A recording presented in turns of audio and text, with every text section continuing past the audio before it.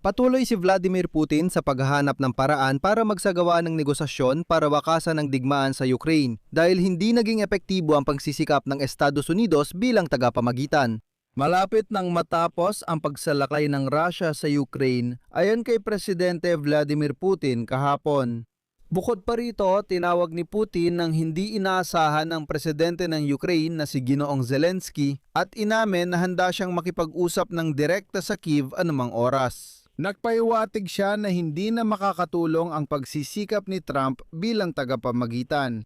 Kasabay nito, ipinaiwatig ni Vladimir Putin na sinabotayan ng Kremlin ang pagpapalitan ng mga bihag na sundalo sa panahon ng tigil putukan at nagbanta pa siya na dudurugin ang sandatahang lakas ng Ukraine.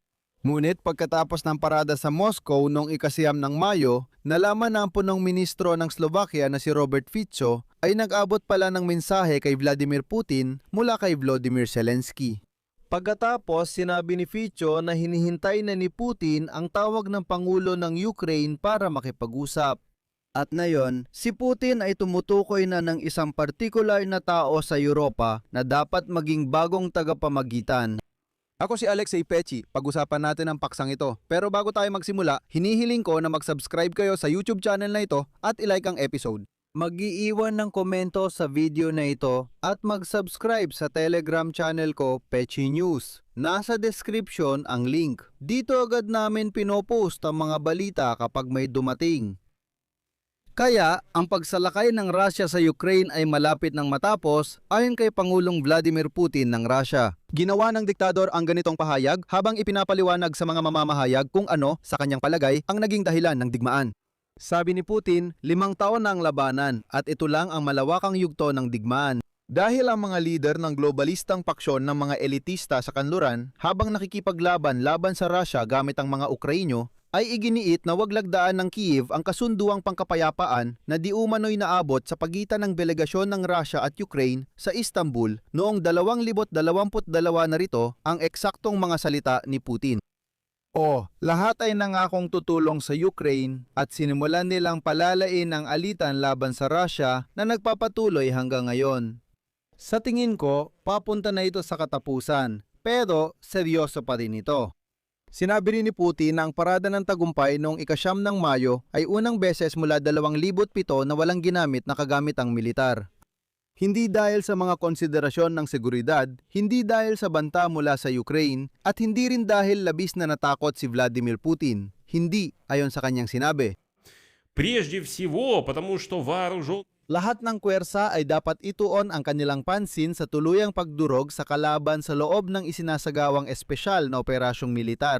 Dito papasok ang tanong, totoo bang kulang na talaga ang kagamitan ng napakalaking Rusya para sa parada at digmaan? Nakakatawa na sinabi ni Vladimir Putin na ang desisyon na huwag magparada ng kagamitang militar at ang desisyon na patayin ang mobile signal sa Moscow ay napagdesisyunan na noon pa, bago pa man lumabas ang lahat ng mga mapanuksong pahayag. O kunwari, ang tinutukoy ay ang babala mula kay Pangulong Zelensky na gaganti ang Kyiv sa parehong paraan sa mga pag-atake ng Rusya at na sa ika-9 ng Mayo sa parada sa Red Square, maaaring sumali ang mga drone ng Ukraine. At dito nagkakaroon ng hindi pagkakatugma dahil sa isang banda, pinipilit ni Vladimir Putin na ang parada ng tagumpay sa Moscow ay pinaikli hindi dahil sa banta ng Ukraine, pero sa kabilang banda, kasunod agad, siya rin ang nagsabi na. Nakiusap siya hindi lang sa Estados Unidos, kundi pati sa China at India na impluwensyahan si Vladimir Zelensky para hindi atakihin ng Kyiv ang Moscow sa ika-9 ng Mayo. Sinimulan naming makipag-ugnayan sa aming mga pangunahing kasosyo at kaibigan, lalo na mula sa China, India at ilang ibang bansa. Inilarawan ng Moscow ang sitwasyon at nagbabala tungkol sa ganting pag-atake sa kabisera ng Ukraine. Ang ibig kong sabihin, lahat ng sentro ng pamamahala at paggawa ng desisyon sa Kyiv ay nasa agarang paligid ng mga diplomatikong tanggapan ng iba't ibang bansa, may ilang dosena doon. Pagkatapos, biglang nagsalita si Vladimir Putin tungkol sa pagiging handa niyang makipag-usap kay Zelensky. Sinabi ni Putin na gusto ni Trump matapos ang digmaan, pero hindi na siya makakatulong dahil personal na usapin ito ng Ukraine at Russia. At pagkatapos ay sinabi niya na gusto niyang makita bilang tagapamagitan mula sa Europa ang dating kanselyer ng Alemanya na si Gerhard Schröder. Tinanggihan na ngayon ng Alemanya ang alok ni Putin na gawing tagapamagitan si Schroeder sa negosasyon ng Russia at Ukraine. Agad na sinabi sa Alemanya na peke lang ang mga alok na ito ng Moscow na bahagi ng hibridong estratehiya ng Russia. Hindi dapat pagkatiwalaan ang mga ganitong inisyatiba dahil hindi binago ng Kremlin ang kanilang mga hinihingi sa Ukraine. Iginiit din ng pamunuan ng Alemanya na dapat sanang pinalawig muna ni Putin ang 3 araw na tigil putukan na inihayag ng Amerikanong Pangulo na si Donald Trump kung talagang nais niyang ayusin ang relasyon sa Europa. At dito, ipapaalala ko na ang 82 taong gulang na si Gerhard Schröder na namuno sa pamahalaan ng Alemanya mula 1978 hanggang 2005 ay ilang ulit nang nakatanggap ng batikos dahil sa pakikipagkaibigan kay Vladimir Putin at sa pagtataguyod ng interes ng mga kumpanyang Ruso sa langis at gas. Nang simulan ni Putin ang malawakang digmaan laban sa Ukraine, tinawag niya itong pagkakamali at nagpunta sa Moscow dalang planong pangkapayapaan. Ang totoo, ang inisyatiba na kalaunan ay tinanggihan ay nagmungkahing hindi nasasali ang Ukraine sa NATO, ibibigay sa Russia ang Crimea pero mananatili sa Ukraine ang Donbas. Kung gagawing pangalawang opisyal na wika ang Ruso doon. Ganyan si Schröder na parang tagapamayapa. Interesante na si Vladimir Putin ay naghahanap pa rin ng opsyon para sa negosasyon. At dito lumalabas ang mga detalye kung paano maaaring naipaabot ni Zelensky ang mensahe kay Vladimir Putin. Dati na nga ibalita na dadalhin ni Punong Ministro Robert Fico ng Slovakia ang mensahe ni Zelensky kay Putin sa kanyang pagbisita sa Moscow. Ito ay inihayag ng kalihim ng Estado ng kagawaran ng ugnayang panlabas ng Slovakia na si Rostislav Kovanets. Bilang tugon, inaasahan ni Fico ang sagot mula kay Putin ang impormasyon kung paano nakikita ng Pangulong Ruso ang mga pagsisikap para tapusin ang digmaan.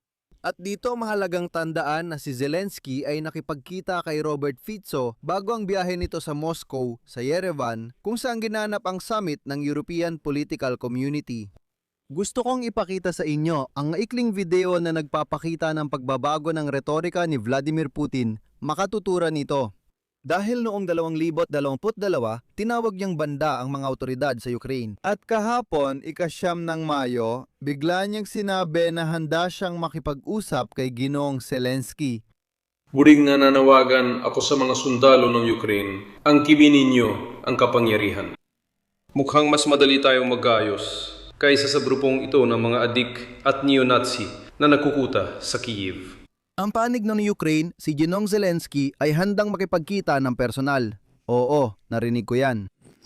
Sinabi ni Robert Fico na matapos ang pag-uusap nila ni Putin, kumpiyansa siyang si Zelensky ang dapat tumawag kay diktador ng Russia na si Putin kung gusto nitong makipagnegosasyon para tapusin ang digmaan. Narito ang sinabi ni Fico. Sa Moscow, ipinasa ko ang mensahe kay Putin. Sinabi sa akin ni Zelensky sa Armenia sa personal naming pagkikita na handa siyang makipagkita kay Vladimir Putin sa anumang format. Kung gusto ng presidente ng Ukraine ng pakikita, dapat niyang tawagan ang kanyang katapat na Ruso. Ganap na kailangan ang tigil putukan para mabigyan ng pagkakataon ang mas mahalagang diplomatikong pagsisikap, dialogo at negosasyon na higit na kapakipakinabang kaysa sa pagpatayan. Sige, tingnan natin kung saan hahantong ang mga negosasyong ito dahil malinaw na nagbabago na ang anyo nila. Mga kaibigan, dito ko muna tatapusin. Pero gusto ko agad ipaalala sa mga nanonood na nagsasalita ng Ukrainian sa channel na ito na mayroon na akong bagong-bagong YouTube channel na eksklusibong nasa wikang Ukrainian kung saan gabi-gabi namin tinatalakay ang mga kaganapan ng araw na may focus sa agenda ng Ukraine. Kaya iiwan ko ang link sa nakapin na komento sa video na ito at sa description ng episode na ito. Link para sa bagong YouTube channel na nasa wikang Ukrainian, pumunta kayo, mag-subscribe kayo kung gusto ninyong makita ang mga balita sa wikang Ukrainian.